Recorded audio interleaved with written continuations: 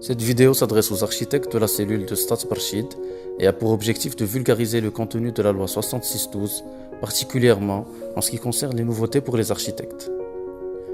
Pour comprendre une loi, il faut d'abord comprendre son contexte. Et le contexte de la loi 6612 est un contexte de désorganisation et d'anarchie dans le domaine de la construction. Habitat insalubre, villes non harmonieuses et même l'effondrement de certains bâtiments sont autant d'éléments qui ont déclenché cet éveil des autorités en matière juridique. La loi a été publiée au bulletin officiel le 19 septembre 2016 et a, selon le législateur, pour objectif principal l'unification et la simplification des procédures de contrôle et de répression des infractions en matière d'urbanisme et de construction. Elle vise donc un meilleur encadrement des procédures liées à la construction au niveau des procédures d'autorisation et de la gestion du chantier.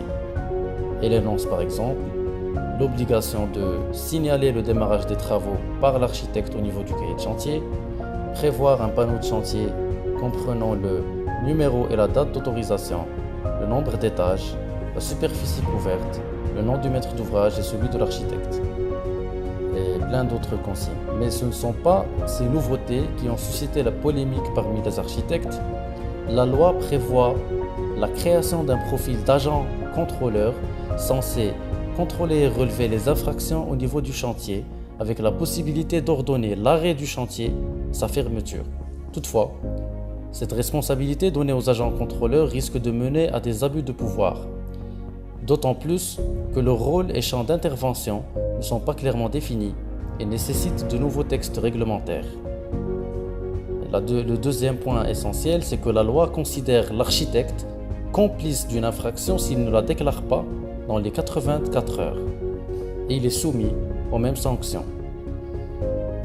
À titre d'exemple, le fait de considérer la non-déclaration d'une infraction comme complicité est une mesure coercitive tellement sévère qu'il n'existe au Maroc que pour les cas de terrorisme, ou similairement, un individu qui ne déclare pas en connaissance de cause un acte de terrorisme est considéré et jugé en tant que complice. Ceci dénote un degré de sévérité très élevé à l'égard des architectes. Au-delà de la pertinence de telles mesures que beaucoup de professionnels du secteur ont critiqué, le fait que l'architecte est aujourd'hui plus que jamais responsable des infractions qui ont lieu sur ces chantiers.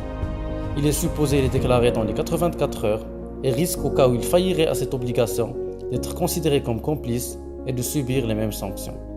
La mission du suivi de chantier est une mission essentielle de l'architecte. La loi 6612 alourdit les responsabilités de ce dernier, ainsi que celles de l'IGT et du bureau d'études. Cet état des lieux met en évidence des questions importantes. L'état actuel des honoraires des architectes permet-il d'assurer un suivi de chantier dont la qualité et la fréquence correspondent à leurs nouvelles obligations?